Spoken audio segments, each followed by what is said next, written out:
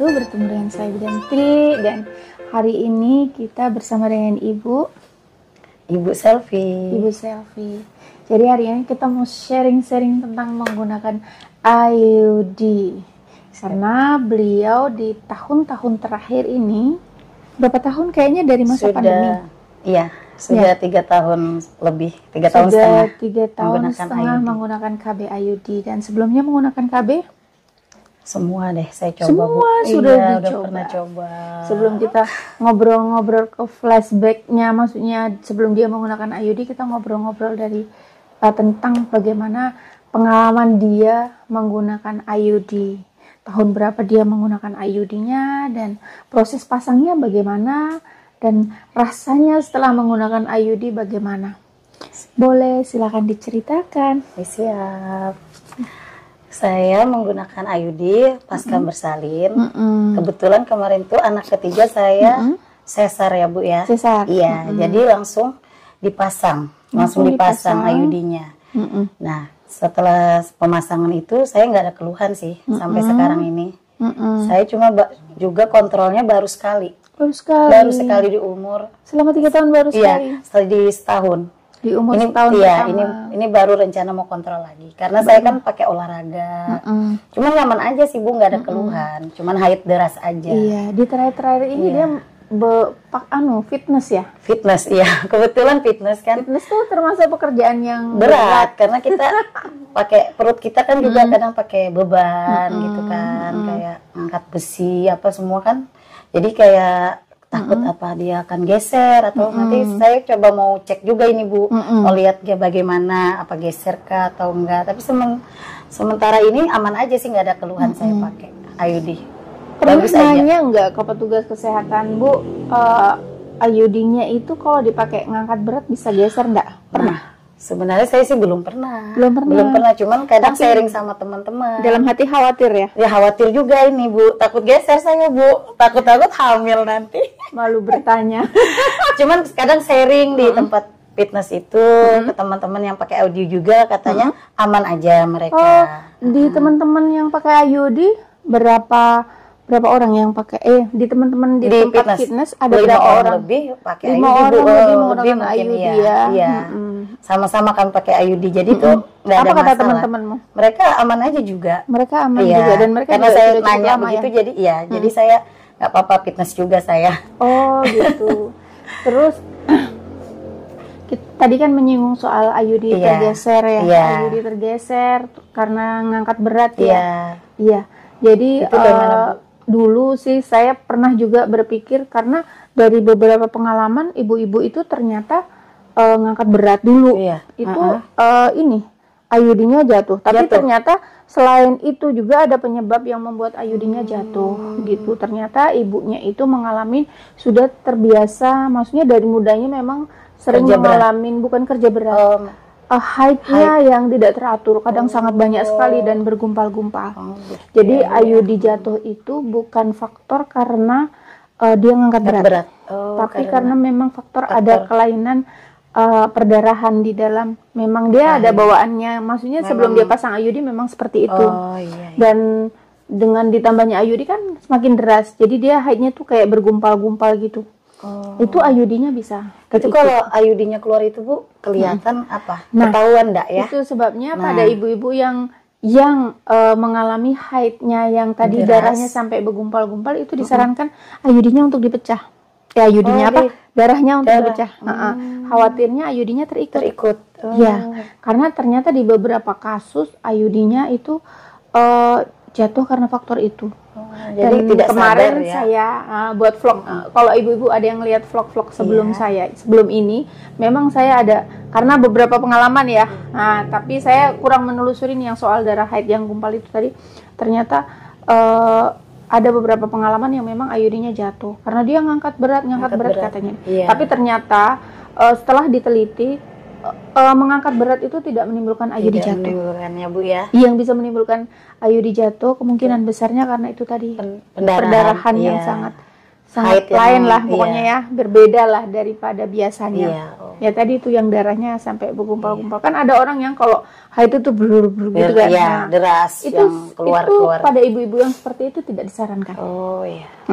Karena saya juga punya pengalaman, ada seorang ibu yang pasca melahirkan dia dipasang IUD, terus kemudian dia Bu, IUD saya ini jatuh gitu kan. Iya. Jatuh, dia tahu jatuh. Tahu dia merasa. Dia nekat pasang lagi. Bu, tapi ini kalau ibu mau pasang lagi resiko loh kalau misalnya IUD-nya itu nanti terjatuh lagi karena ibu haidnya seperti itu gitu. Karena faktor haid ya Bu ya. Iya. Bukan karena rahim kita pendek, kadang ada juga gitu kan tapi Bu. pada rahim pendek memang tidak boleh. Boleh ya? Iya, itu memang kalau rahim pendek memang tidak boleh dilakukan pemasangan karena bisa risiko jatuh juga. Kalau rahim pendek itu kan ada IUD-nya yang khusus ya, yang lebih kecil lagi ya. Multiloop kalau nggak salah itu namanya. Nah, tapi saya penasaran Bu, mau nanya sama Ibu Bidan, kalau kita sesar itu pemasangan IUD-nya tuh gimana ya Bu ya? Beda kah sama yang nggak sesar? Ya beda. Beda cara pemasangannya. Iya. Kan kalau misalnya sesar kan lewat sini ya, masang IUD-nya juga lewat situ. Lewat situ juga. Nah, makanya saya bertanya kata mereka sama aja. Saya juga nanya dokternya sih. KB pasca persalinan normal ya. Pada KB pasca persalinan dari normal, bawah. Itu memang dari bawah. Jadi kalau sesar memang dari atas ya Bu. Makanya dia itu kata orang kan teraba itu benang. Nah mungkin karena dia agak bagus mungkin ya di atas masangnya, jadi tuh nggak teraba ya. Kalau kita misalnya berhubungan, hampir semua dokter itu pada pemasangan IUD baik itu pakai sesar maupun tidak sesar, itu biasanya IUD-nya itu memang benangnya itu dipotong lebih pendek. Oh iya. Di atas mulut rahim. Kalau ini mulut rahim. Iya. Ini di sini yang senggama, ini mulut rahimnya. Dia agak dipendekin di atas mulut rahim sini, jadi nggak terasa, nggak bisa diraba. Oh jadi hampir semua. Ya hampir sekarang gitu ya Bu ya. Kalau masangnya di bidan, ini hampir rata-rata yang di wilayah kami itu seperti itu. Kalau masangnya dia di bidan, itu biasanya memang benangnya dipotong. Benangnya dipotong. Iya. Dan tapi melepasnya gimana kalau Bu? di rumah sakit Hermina, mereka kan kalau pasangnya di rumah sakit kita sarankan lepasnya di sana. Iya, dia ada alat khusus. Kalau bidan tidak ada kewenangannya ya. Dia namanya itu mulut buaya, dia kecil sekali, dia masuk ke dalam mulut rahim untuk bisa mengambil IUD-nya. Katanya kalau yang sesar nih Bu agak susah yang lepasnya. Ya, karena benangnya tadi itu. Iya, benangnya agak susah dicari. Iya. Tapi kalau dokter kan mungkin dia udah USG posisinya di sini, dia berarti nanti kalau lepas ke rumah sakit ya kemungkinan saya Bu besar. ya. Karena kemarin Mbak Meli juga gitu, kita coba lepas nggak bisa. Jadi dan kita nggak ada kewenangan untuk pakai alat yang itu. Jadi sarannya udah sebaiknya di dokter spesialis aja. Jadi tapi kalau masangnya boleh nanti di puskesmas lagi. Mbak Meli itu boleh mau dibuka ya. Buka aja dulu, nanti pasangnya di puskesmas boleh. Iya boleh. Tapi mau pesen sama dokternya benangnya ditinggal juga boleh. Benang ditinggal. Maksudnya benangnya itu dipotong 3 cm seperti di bidan di puskesmas gitu. Karena di Hermina itu juga di Hermina itu dari semua rumah sakit ya, semua dari rata-rata dokter di rumah sakit Hermina itu benangnya dipotong 3 cm. Jadi benangnya teraba rata-rata. Teraba ya. Iya. Jadi ada mama siapa yang di 41 yang di bengkel itu? Nah itu juga termasuk yang benangnya dipotong. Bahkan dia normal. Bahkan kemarin itu saya lihat benangnya itu dililit, ya nggak dipotong, dililit. Nanti begitu sudah beberapa hari itu dipotong sama kami. Kemarin kami potong. Ibu yang potong? Ya. Masih panjang berarti ya? Ya. Waduh.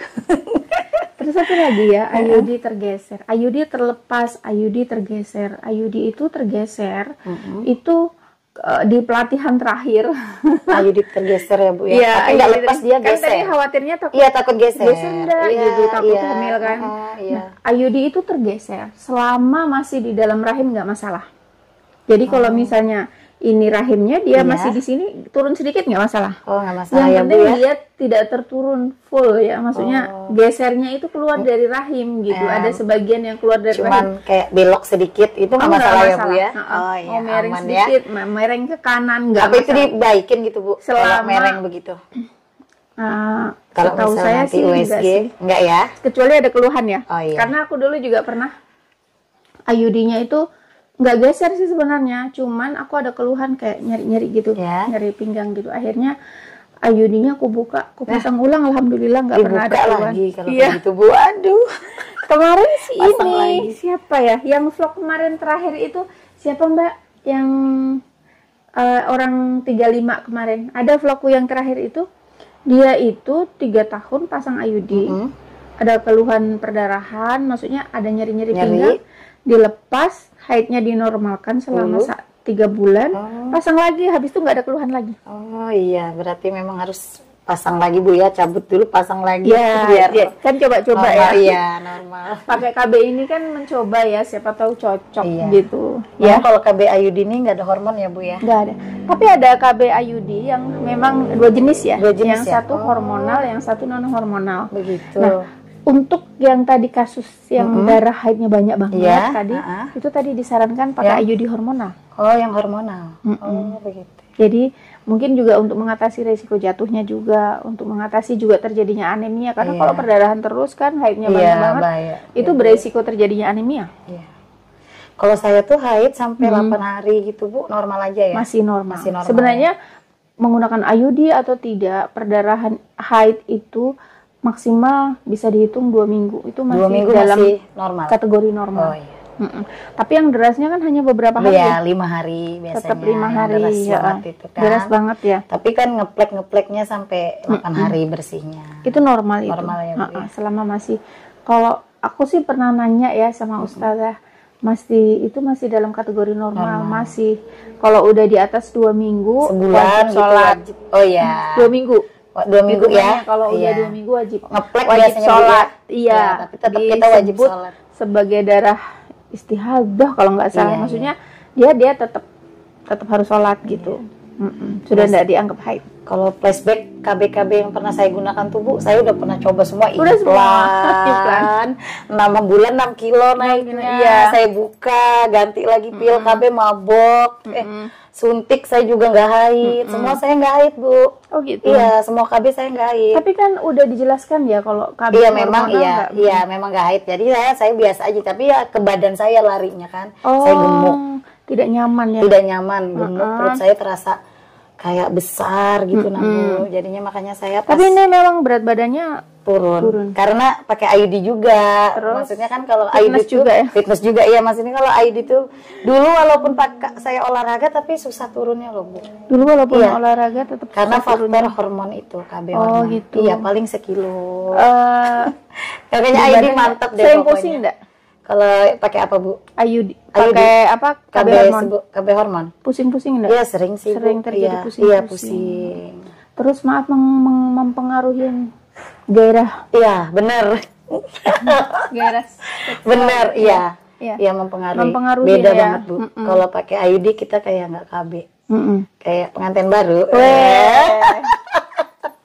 Ya benar. Aku pernah baca ya dokternya, dengerin vlognya dokter itu, kalau menggunakan IUD itu malah membuat pasangan itu lebih hot dalam bercinta. Benar. Iya, karena kalau udah IUD itu kan sebenarnya dengan tingkat pencegahan kehamilan yang paling tinggi di antara KB-KB yang lainnya.